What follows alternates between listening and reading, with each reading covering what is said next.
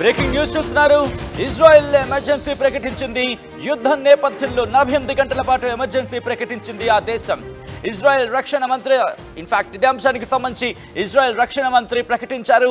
ఉదయం నుంచి పశ్చిమాసియాలో మరింత ఉద్రిక్త పరిస్థితులు నెలకొన్నాయి. ఉద్రిక్త పరిస్థితుల నేపథ్యంలో ఎమర్జెన్సీ విధించింది. ఆ దేశం ఇజ్రాయెల్పై హెజ్బుల్లా రాకెట్లు డ్రోన్లతో దాడి చేస్తోంది. ఉత్తర ఇజ్రాయెల్ను టార్గెట్ చేసుకుని దాడులు చేస్తోంది హెజ్బుల్లా. మరోవైపు హెజ్బుల్లా దాడులను తిప్పికొడుతోంది ఇజ్రాయెల్. హెజ్బుల్లాపై క్షిపణులతో అటాక్ చేస్తోంది.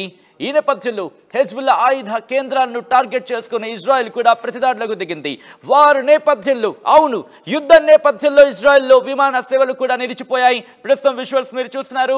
దాడులు ప్రతిదాడులతో ప్రెసిడెంట్ ఇటు ఉత్తర ఇజ్రాయెల్తో పాటు లెబనాన్కి సంబంధించి అక్కడ హెజ్బుల్లా టార్గెట్గా ఇజ్రాయెల్ దాడులు చేస్తోంది.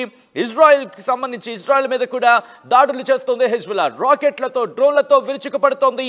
మరి ముఖ్యంగా ఇదే అంశానికి సంబంధించి గత నెలలో ఇటు టాప్ కమాండర్గా చెప్పుకుంటుంటారు ఫాద్ సుఖ్రీకి సంబంధించి. అవును హెజ్బుల్లాకి చెందిన ఫాద్ సుఖ్రీకి సంబంధించి టాప్ కమాండర్ హత్య తర్వాత మరణం తర్వాత ప్రస్తుతం ఇటు హెజ్బుల్లా కూడా దాడులను వేగవంతం చేస్తూ ఒక్కసారి అక్కడ విజువల్స్ మీరు చూస్తున్నారు. రాకెట్లు డ్రోన్లతో దాడులు దిగుతోంది హెజ్బుల్లా.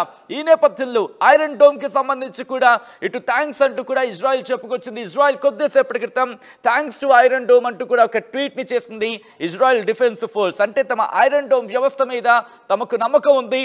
రాకెట్లను గాల్లోనే పేల్చేస్తోంది. డ్రోన్ అటాక్స్ కావచ్చు లేకపోతే రాకెట్లు కావచ్చు అవి గాల్లోనే పేల్చేస్తోంది ఐరన్ డోమ్. ఈ నేపథ్యంలో ఇజ్రాయెల్ మరింత పకడ్బందీగా ఏర్పాట్లు చేసుకుంటోంది.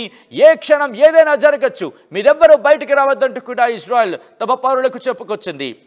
ఇక్కడ ఆర్టీవీ విజ్ఞప్తి చేయడం జరుగుతోంది.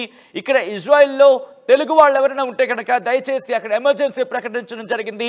మీరు ఇళ్ళకే పరిమితం అయ్యే ప్రయత్నం చేయండి. దాంతోపాటు ఈ కథను మిమ్మల్ని కాస్త కలవరపరచవచ్చు. అయితే మిమ్మల్ని కలవరపడ గురి చేయడం ఆర్టీవీ ఉద్దేశం కాదు. కానీ బయట ప్రపంచంలో ఏం జరుగుతుందో మీకు చూపించి తద్వారా అవగాహన కల్పించడం అప్రమత్తం చేయడంలో భాగంగానే ఈ కథను చూపించడం జరుగుతుంది తప్ప మిమ్మల్ని కలవరపడ గురి చేసే ఉద్దేశం ఆర్టీవీకి ఎన్నడూ లేదు ఉండదు. కానీ ఇటువంటి కథనాలు చూసినప్పుడు కాస్త కలవరపడ గురే అవకాశం ఉంటుంది. కాబట్టి దీనికి సంబంధించి తగిన జాగ్రత్తలు తీసుకోవాలని చెప్పి ఆర్టీవీ సూచించడం జరుగుతుంది. ఒకసారి అక్కడ విజువల్స్ చూసే ప్రయత్నం చేద్దాం.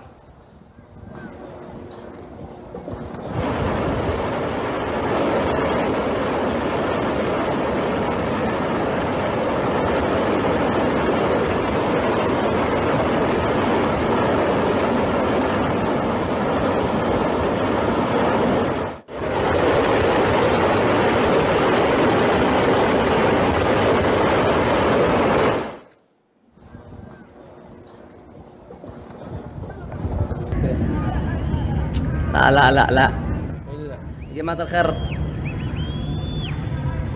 طيران قصف لطيران العدو البريطاني الإسرائيلي على محافظة الحديدة.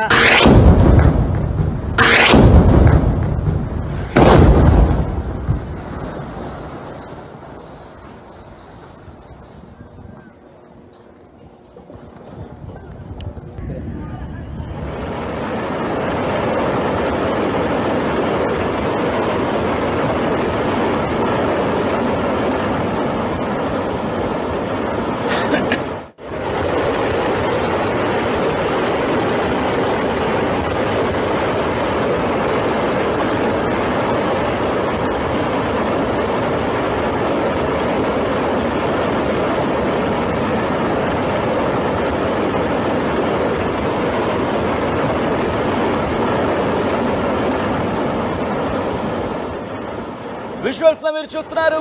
మరి ముఖ్యంగా రాకెట్ల దాడి డ్రోన్ల దాడితో ప్రస్తుతం పశ్చిమాసియా అట్టుడికిపోతోంది. మరి ముఖ్యంగా హెజ్బుల్లా అలాగే ఇజ్రాయెల్ మధ్య ఇప్పుడు దాడులు తీవ్రతరమయ్యాయి. హమాస్కి సంబంధించి దాడులని ఇటు ఇజ్రాయెల్ ఎదుర్కొంటున్న నేపథ్యంలో హమాస్కి ఇజ్రాయెల్కి మధ్య ఇంకా యుద్ధ వాతావరణం కొనసాగుతున్న నేపథ్యంలో ఇప్పుడు హెజ్బుల్లా కూడా దాడులను వేగవంతం చేస్తుంది. దీంతో ఇజ్రాయెల్ ఎమర్జెన్సీ ప్రకటించింది. మరి ముఖ్యంగా కొద్ది రోజులుగా చూసుకుంటే కనుక ఇదే అంశానికి సంబంధించి ఎందుకంటే దాదాపుగా పశ్చిమాసియాకు సంబంధించి ఎటువంటి పరిస్థితులు ఉన్నాయనేది అర్థం చేసుకోవచ్చు. ఒకటి కాదు రెండు కాదు, అవును ఒకటి కాదు రెండు కాదు, వందలాది ఇజ్రాయెల్ జెట్స్ హెజ్బుల్లాకి సంబంధించి 320 కట్యూషా రాకెట్స్ ఫైటర్ డ్రోన్స్. ఏం చెప్పాలి, పశ్చిమాసియాలో మీరు ఇప్పుడు ఎక్కడ చూసినా సరే ఇటువంటి వాతావరణం. మరి ముఖ్యంగా లెబనాన్కి ఇజ్రాయెల్కి సంబంధించి అక్కడ పరిస్థితి ఎలా ఉందో అర్థం చేసుకోవచ్చు.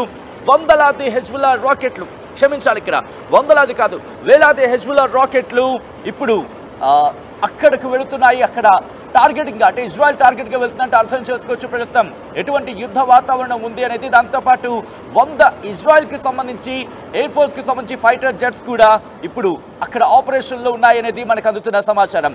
ఇజ్రాయెల్ మిలిటరీకి సంబంధించి దాదాపుగా 40 హెజ్బుల్లా స్థావరాల మీద సదరన్ లెబనాన్ అంటే దక్షిణ లెబనాన్కి సంబంధించి 40 హెజ్బుల్లా స్థావరాల మీద దాడి చేస్తోంది ఇజ్రాయెల్.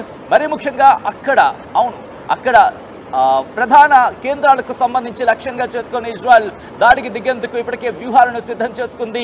ఈ దాడుల నేపథ్యంలో ఇక్కడ ఇజ్రాయెల్కి సంబంధించి దాడిని వేగవంతం చేసింది, హెజ్బుల్లా కూడా దాడులను వేగవంతం చేసింది.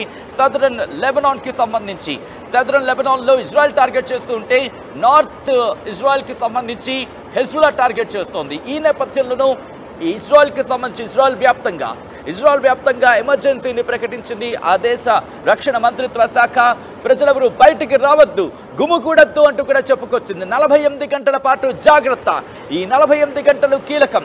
ఇంటి నుంచి బయటకు రావద్దు, ఒకవేళ వస్తే కనుక ఇబ్బందికర వాతావరణం ఉండొచ్చు, కాబట్టి దయచేసి ఇంటికే పరిమితం అయ్యే ప్రయత్నం చేయండి, గుమికూడద్దు అంటూ కూడా చెప్పుకొచ్చింది. అత్యవసరం అయితే తప్ప ప్రజలు ఇంటి నుంచి బయటకు రావద్దంటూ కూడా ఇజ్రాయెల్ ఎమర్జెన్సీని ప్రకటించిందంటే ప్రెసెంట్ ఇజ్రాయెల్లో ఎటువంటి వాతావరణం అర్థం చేసుకోవచ్చు. ఆర్టీవీ ఎప్పుడో చెబుతోంది, మరి ముఖ్యంగా ఇరాన్ నేరుగా రంగంలోకి దిగపోవచ్చు అంటూ కూడా ఆర్టీవీ ముందే చెప్పింది. హెజ్బుల్లాకి సంబంధించి ఇటు హెజ్బుల్లా, హమాస్ అలాగే ఇటు యెమెన్కి సంబంధించి హౌతీ రెబెల్స్ వీళ్ళ ముగ్గురు మీద నుంచి ఇటు ఇజ్రాయెల్ మీద దాడిని వేగవంతం చేసే అవకాశం ఉండొచ్చని చెప్పి ఆర్టీవీ ముందే చెప్పుకుంటూ వచ్చింది. ప్రపంచంలో ఏం జరుగుతోంది, ప్రపంచవ్యాప్తంగా గ్లోబల్గా ఏం జరుగుతుందనేది మీకు ఎప్పటికప్పుడు మేము అందించే ప్రయత్నం చేస్తోంది. ఇరాన్కి సంబంధించి నేరుగా యుద్ధంలోకి దిగకపోవచ్చు, కానీ హెజ్బుల్లా కావచ్చు, హమాస్ కావచ్చు, హూతీ రెబెల్స్ కావచ్చు, వీళ్ళు దాడిని వేగవంతం చేస్తారు అంటూ కూడా ఆర్టీవీ ముందే ఊహించింది, విశ్లేషణ అందించే ప్రయత్నం చేస్తుంది, విమందించే ప్రయత్నం చేస్తుంది. ఈ నేపథ్యంలో ఈ రోజు మీరు చూస్తున్నారు ఇజ్రాయెల్లో ఎటువంటి వాతావరణం ఉంది. యుద్ధ మేఘాలు కమ్ముకున్నాయంటే కాదు, యుద్ధ మేఘాలు